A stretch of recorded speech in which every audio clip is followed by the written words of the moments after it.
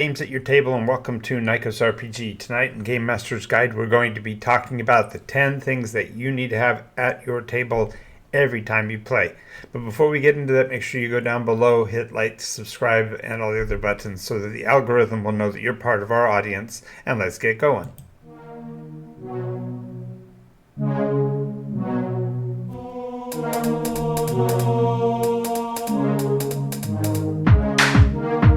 Absorbing damage is the name of the game.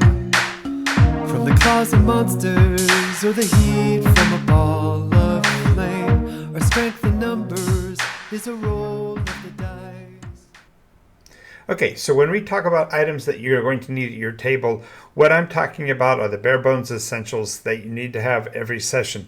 Now, every game master has their own style, their own way of playing, and so your mileage may vary on these items, but I think you'll see why these are essential, and they become increasingly more so as we go through the list. So make sure you listen through to the end to get everything you can possibly get out of this.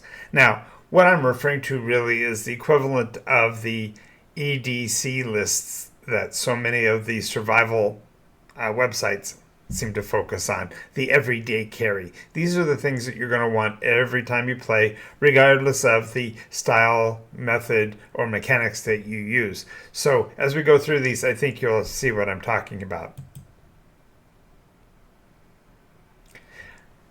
Everybody that plays generally plays around a table, and what I have found is that every table has at some point some action scene that requires the extra space. And while many theater of the mind groups will play in a more casual setting where everybody can just kind of chill out and relax, the idea of an action table still is required, especially when the scenes get pretty exciting and thrilling and there's a lot going on. So having the space to lay out miniatures if you go to that point, or to at least have a place for the die rolls all to land so that everybody can view them, it's really essential that you have some form of an action table. Now, generally, this space can be anything down to about 3 foot by 3 foot, so even the kitchen table will generally suffice. But I've seen groups spend hundreds and hundreds of dollars to have very nice setups with mug holders and dice holders and play mats. And while that is well and good, it's really not that that big of a demand, but instead something that's just very useful. But you will actually need some sort of action table at least 1 or 2 times during a session. And for game masters, I've been playing since the 1970s, and I've seen all forms of Game Master screen, from a simple bifold or trifold notebook set up as a interim divider, or I've seen the really fancy ones with the card sets across the top and sliders and maybe built-in sandglass. But the idea is that the GM screen can be seen one of 2 ways, really.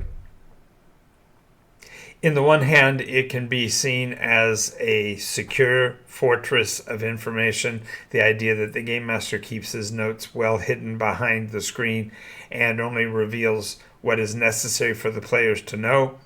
And on the other side, the screen can be seen as a barrier that splits the game into 2 parts and creates, or at least foments, the idea of an adversarial play environment. So in my experience, going without the template, without the screen, has been the better way to go. But on occasion, I still do break it out for whether theming or for some other purpose. Whether you use a GM screen or not, you are actually just a matter of how you and your game group play together. And I recommend a screen if there's a situation where you have information that you haven't yet put to mind, and you're still required to look at the notes and to keep players from somewhat losing the benefit of the spoilers, so to speak. Provide them with that the security for the story that they are playing in.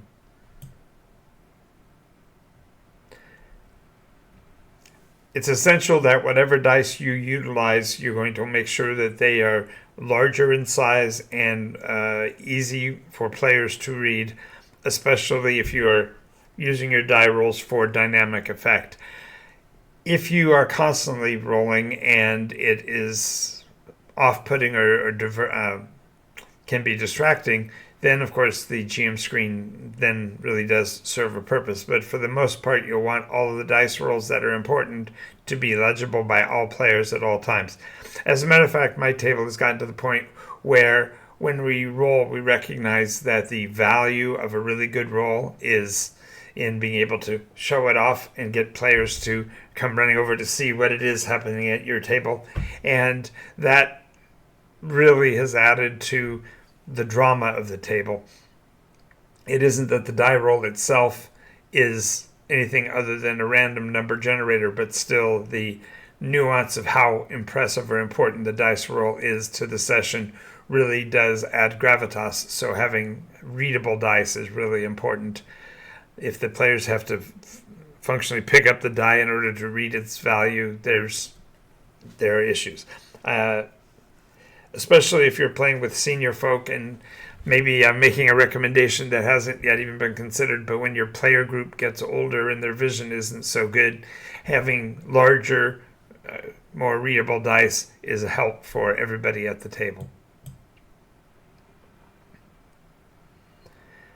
Now, when you're talking about the rules for the system that you're playing, there's a duality of ways of doing this. One is to have all the rule books that you could possibly ever need at your fingertips, and what becomes, if you will, an easier way to contend with it in the future as you are playing is to memorize the locations within the books that those rules sections are.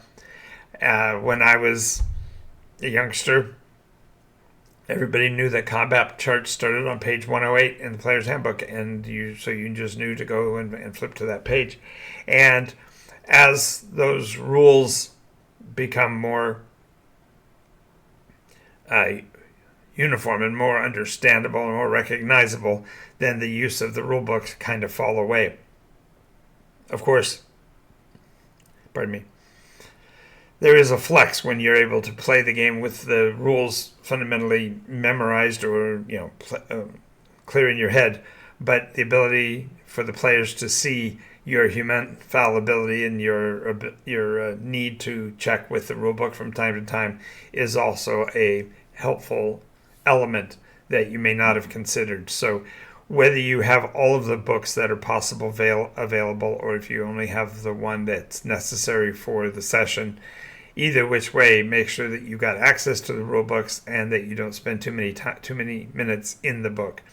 One of the biggest challenges is that a rules judgment that's called upon by players tends to put a damper on the realism of the scene, and for that reason, many of the tables that I am familiar with that play Rule of Cool just waive it, and the game master revises or adjusts the rules after the session or after the encounter itself to make sure that the rules are fair, but not necessarily to drive them home during the game.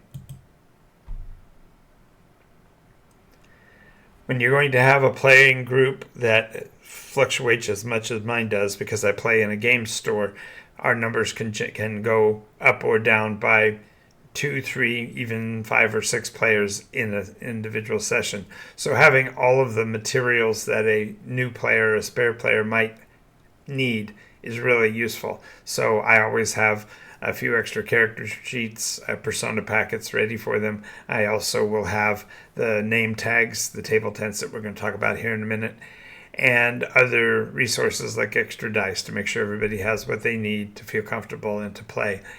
The biggest point about this is that if they are readily accessible and ready at hand, then you're not losing a lot of time, even if you're adding players mid-session, which it does occur from time to time. Now, I mentioned the character table tents, and for those that are not familiar, the idea is that you have a folded piece of paper that sits on the table in front of them that looks akin to a tent, and on one side it has the player's character information, the character's name, perhaps their species, maybe a skill or two, so you remember who they are. And on the other side, the players might write down their particular marks or bases so they are reminded of them. The benefit of a table tent is twofold. Number one, the players get a chance to be a little bit artistic, perhaps drawing a picture or writing a description of their persona on the outside of it, so players will know more about who they are. And secondly, it's a way for the players to get familiar with each other's character names so that the role play aspect will be much more realistic. So instead of saying, hey, I want to talk to Johnny's character, instead you can say, Johnny, show your table tent. Okay, he's playing Rufus, so talk to Rufus in the first person. And that way you're able to build that nuance, that feeling of you being in the scene, which allows all of the players to feel the realism of the encounter easier. In my case, I also use it as a method for a bit of reward and discipline. The idea is that each week when the player returns, if they bring their name tag with them, they get a free basic inspiration, fundamentally a re-roll in the game that they wouldn't have had otherwise. It doesn't take but 1 or 2 sessions missing that extra die roll that players will remember to bring their name tags each time, and that table tent really does provide more connection, more linkage for everybody at the table.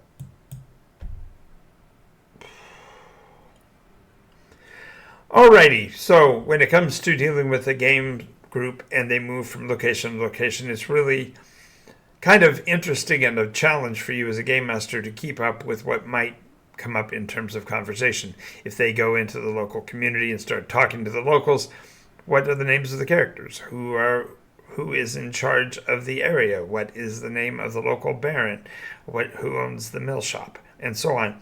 All of these questions create huge amounts of curiosity. Now, much of it may be just merely prurient, and so having to have a ready answer for them tends to quell some of the more onerous, more mundane of their questionings. But what I've developed is I have functionally a list for each region in the world of Nikos. So as you travel from place to place, there will be fundamentally for me as a game master, a random names generator that's already been set up. So it has, say, 50 male names, 50 female names, and 50 local family names.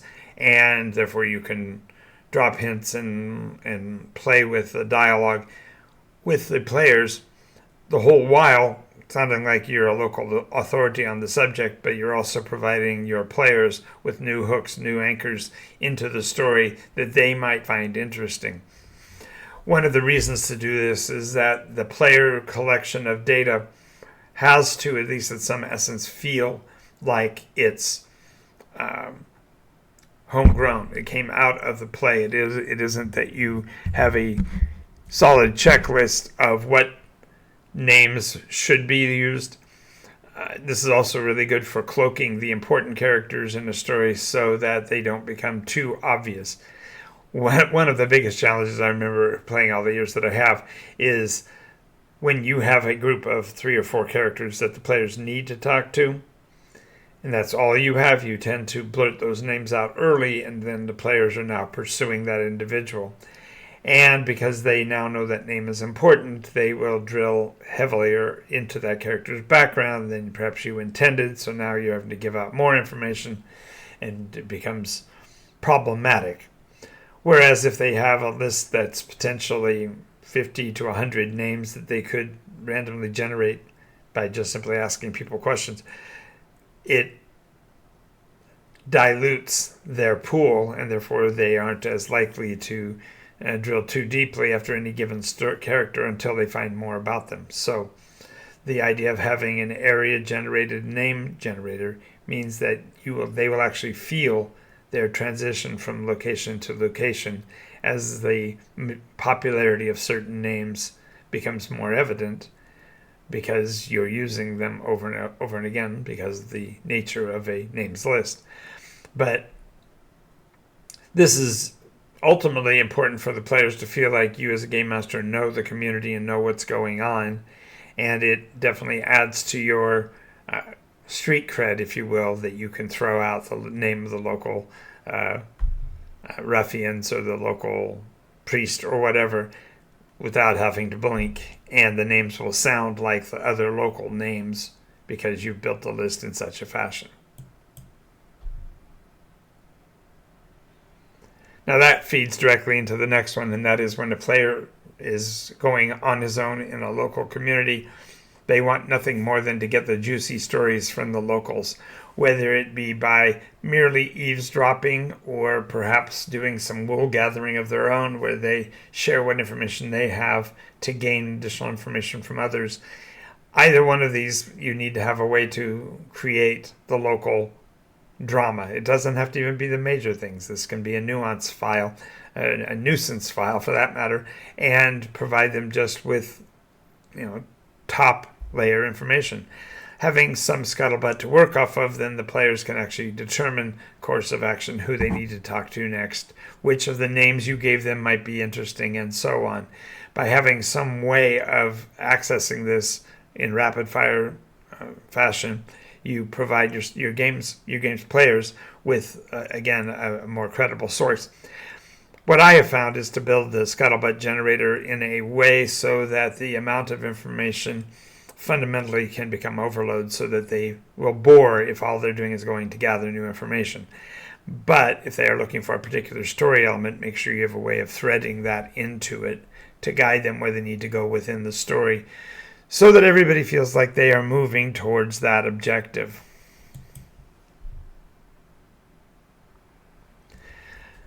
So one of the biggest, I've heard argued, the most boring portion about Dungeons and Dragons is that it's like the TV show, every day, everything's sunny in Philadelphia.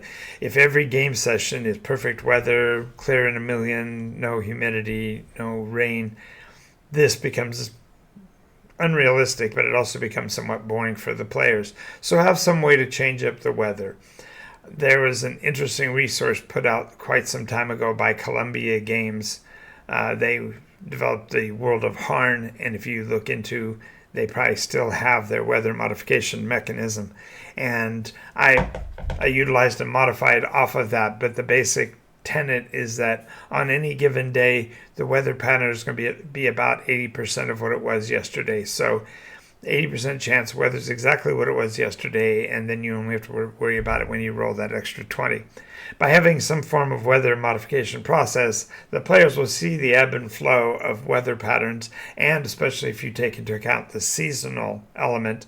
And generally, I tie that to the actual weather in the area that I am. So, for example, if the players are in a temperate zone near the equator, they're not going to have any snow. But on the other hand, if they're at higher elevations, that's going to be much more likely. By having these weather challenges, you give your players something to think about on top of their regular story play, so that they feel a richness to the world that they may not have otherwise.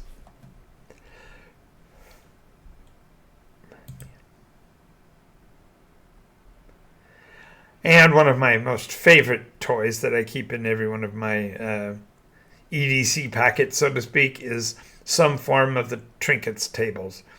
Players love little things that they can stuff in their pockets, and having a list of 20 to 50 oddities that they can dig into at any given time is a hoot.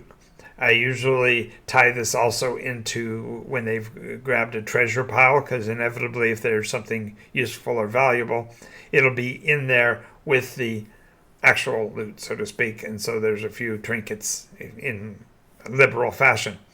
Now, to be perfectly honest, in a world like Nikos that utilizes the skills basis, having some of your trinkets be treatises and books and guides on how they can learn new skills is a shoo-in. It's a absolute winner for the players to pick up a new skill, and even to consider skills that they hadn't yet engaged in, and therefore you're able to help them fine-tune their persona to what they're trying to accomplish. And at the same time, have some input. Now, generally, the trinkets I provide do have some minor magical mechanisms because that's what players kind of hoping for, is something fun to play with that does something odd. And so having a trinkets table really will make your game feel much more enjoyable and much more visceral because the players will have something literally to play with in their session. Alrighty, so now that we've gone through the 10 items that are pretty much at every one of my game sessions, what are your role-playing essentials? What are the things that you bring to the table every session that really help your players grab the story and dig into it with both hands? I'd love to hear from you. Let's put the comments down below so we can start a great conversation. Furthermore, if you haven't yet, you might want to consider adding to your essentials the Nikos RPG materials. The link is below for how to get a hold of that, and we will be doing the Kickstarter in 3 days, so watch for that. And if you have any questions, feel free to reach out and we will help you in any way we can. Make sure you play all the time, and I'll talk to you soon.